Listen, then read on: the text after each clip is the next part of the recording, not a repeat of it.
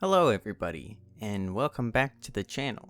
My name is Battery, and today I'm going to be continuing work on this big mansion that I've been working on for the past couple of weeks. This time I'm working on the interior, which, to be honest, I didn't realize how much more work doing an interior was than doing an exterior. So this video, and probably the next one or two videos, are going to be just me working on the interior of this house. That being said, the topic of discussion for today that I wanted to go over is the appeal of video games. Now, this topic was supplied by a comment from user Brandon Lang, so thank you very much for the suggestion. If any of you watching have any suggestions that you would like me to cover in future videos, make sure to leave them in the comments, and who knows, maybe it'll be the next video that I do. That being said, with the topic being the appeal of video games, I hadn't really thought about it before seeing this comment. And that's probably due to me playing video games for practically my entire life. Basically, as soon as I could start playing video games, I was playing video games. So I hadn't really thought much about what the appeal of them is. So I took some time to reflect and to kind of just think about what is appealing about video games. And the conclusion I kind of came to was that video games, in my opinion, are universally appealing. There are so many different genres, styles, types of video games that I think it would be nearly impossible for you to say you didn't like any of them. That there wasn't at least one that you thought was fun and appealing to you. So, I thought it would be interesting, instead of looking at the super broad picture and trying to explain what is appealing about all video games, I thought maybe something I could do is break it down into genres and kind of give a few appeals for those specific genres. Because video games are, again, so broad that it is that each genre has its own separate appeals from some of the other genres. So listing out the appeals of each genre perhaps could give you some insight into what video games you might like, or what video games you already like, and perhaps the reasons why you like those video games. And obviously, these are going to be generalizations about the genre. Obviously, not all of these are applicable to every game in that genre, and there are perhaps other appeals for specific games that aren't applicable to the wider genre as well. So, all of this is generalization, but for the most part, I feel like it's pretty accurate to the whole of each of these genres. So, the first genre I wanted to go over was RPGs. If you don't know what RPG stands for, it stands for role-playing game. And so, as you can imagine, in these types of games, you generally either take on a character and you play through the entire game as this character or multiple characters, or sometimes it'll let you create your own character and sort of insert yourself into the game. With that, RPGs appeal to people because you get immersed into a story. again, you are either controlling the, main character in the story, or you get to put yourself in the game and you get to be the main character of the story. So, being able to immerse yourself into that story and be kind of the reason why the story progresses and changes and things like that is what is largely appealing to people who play a lot of RPG games. Another thing is the power progression throughout RPGs. A lot of RPGs have, stat systems or various items and equipment and armor that will increase your stats or overall just make you more powerful. So a lot of people like RPGs for that, continuing climb of power to the point where you become almost laughably broken in some games. And RPGs also appeal to the strategic thinkers, because with all of the power progression and stuff, you generally have lots of options for what you want your character to do, what you want your various party members to be doing, anything like that. So it appeals to people who like to think strategically and go into every encounter with sort of like a game plan or something like that. The next genre I wanted to cover is the 4X or grand strategy genre. And if you thought RPGs were strategic, 4X and grand strategy are like the utmost echelon of strategic thinking. These games really appeal to the people who like to get down into the nitty-gritty of their games. They want to control every minute aspect that you could possibly think of, down to the individual person in the case of grand strategy games where you're basically acting like God and you get control over an entire empire. These games also apply to people who want to feel that sort of power fantasy of just yes, I am a king, I rule this kingdom, and I have complete control over every single thing that happens within this kingdom. So it really appeals to that power fantasy of just being able to control literally everything. And if you are one of those people or know somebody who is a huge fan of Monopoly, and whenever it's board game night, that's the game that they suggest, these types of games also appeal to them because there is a relatively large focus on negotiation and interaction between different civilizations or nations or what have you.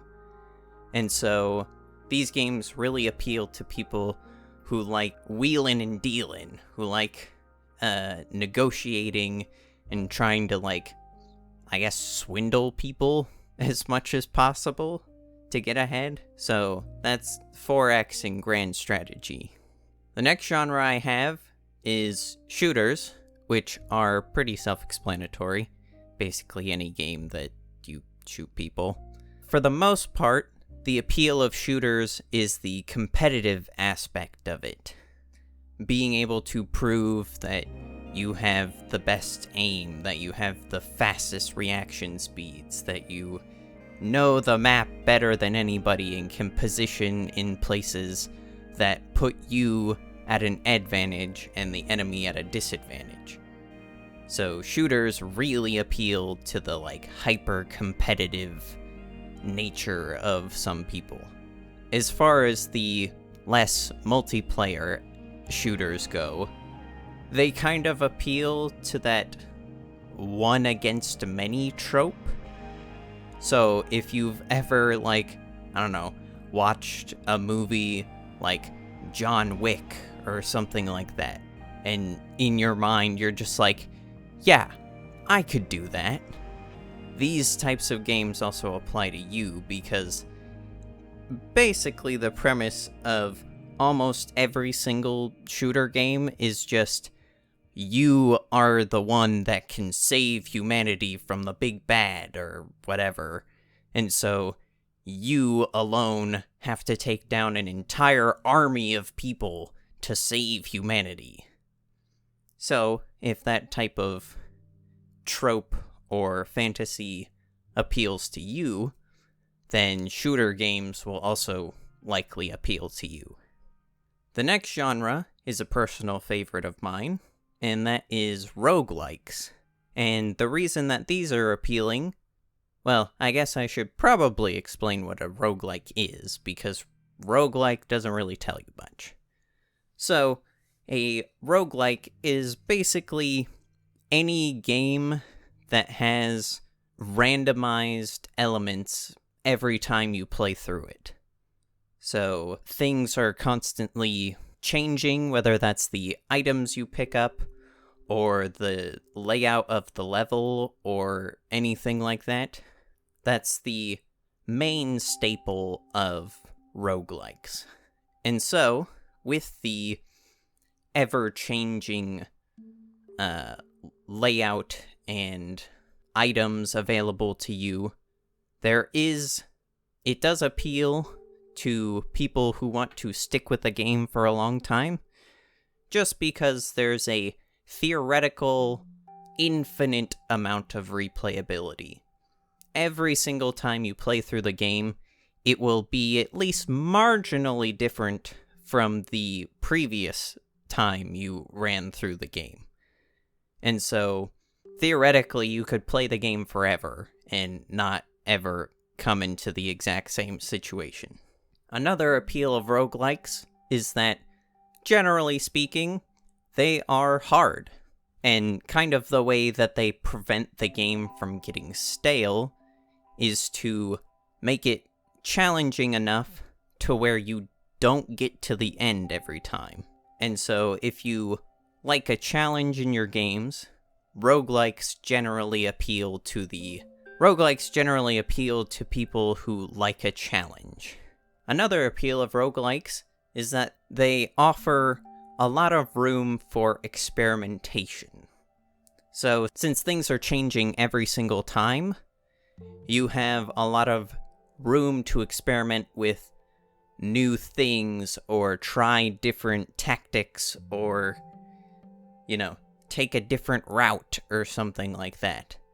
So, roguelikes allow for a lot of experimentation, and so if that appeals to you, you want to try and win with an unorthodox method, or you come across an item and it makes you think, maybe I could build something around this. That is a huge appeal of roguelikes. Kind of on the other end of the spectrum, we have the types of games that are known as life sims. So, these are basically you kind of take on either a character or make your own character that roughly lives a somewhat realistic life. And so it's not like other video games where it's that you're progressing through a story, or there are a bunch of stakes for completion, or even most of these games don't really have a definitive end. They just kind of go on forever. And so life sims appeal to people who just want a casual, low-stakes game. These games generally, you can't die, you can't fail. You kind of just go and do whatever you want to do, and that's totally fine. It also appeals to people who just want a relaxing game, because again, there's generally nothing that should be stressful about any of these games. And it also appeals to people who want a lot of agency over the whole game. Games like Stardew Valley or The Sims fall into this category, and with those games, you can focus on any aspect that you want to without being penalized. You can, kind of build whatever you want to build and talk to whoever you want to talk to and any of that sort of stuff. So it allows the player a lot of agency, and that appeals to a lot of people. The next genre I wanted to go over is survival games. And survival games are kind of self-explanatory. Basically, it's just you are plopped into a world and you have to survive. And so these games sort of appeal to people who like to beat the odds, so to speak. Again, in these games, you are plopped into a world with nothing at your disposal, or very little at your disposal, and you're supposed to survive whatever gets thrown at you. This genre of games also appeals to people who like to make something from nothing. So, starting from nothing and building all the way up to like a gigantic castle, or building up to the point where you have so much stuff you don't even know what to do with it. So that sort of idea, if that is appealing to you, survival games are the genre of game for you. Now, that is the last genre I had on my list, but of course, it is not an exhaustive list of genres. There are, again, so many genres of games that I didn't even touch on, and there are so many subgenres within those genres that this video could easily be like 12 hours long, but I don't want to subject you to that, so I'm keeping it to 6. And kind of like I said before, the appeals that I listed here within each genre don't necessarily apply to every game within the genre. A good example of that is Stacklands, which I have played previously on the channel. It kind of follows a similar progression. There's not an infinite amount of replayability necessarily, because there is kind of an end, and it's not meant to be super challenging. Like, sure, yeah, it can be hard at times, but once you reach a certain point, it kind of becomes easier and easier. So that's just one example of like a game that doesn't necessarily reflect the appeals that I listed in the genre. And also, a lot of games fall into multiple genres. So if what appeals to you is split between a couple of genres, there's probably a game for you. Like, if you like the something from nothing aspect of survival games, but you want it to be relaxing and low stakes like a life sim, you could play a game like Minecraft on peaceful mode, so that there's nothing trying to kill you, and you can take all the time in the world, and you have a ton of agency over what happens. Or there are, like, shooter RPGs, where you are still pretty much the one-man army, but you also get loot and skills and progression as you move through the story or level up if it's a multiplayer thing. And so games like Destiny fall into that category. And of course, again, there's so many games. So surely there is at least one that you could find that would appeal to you.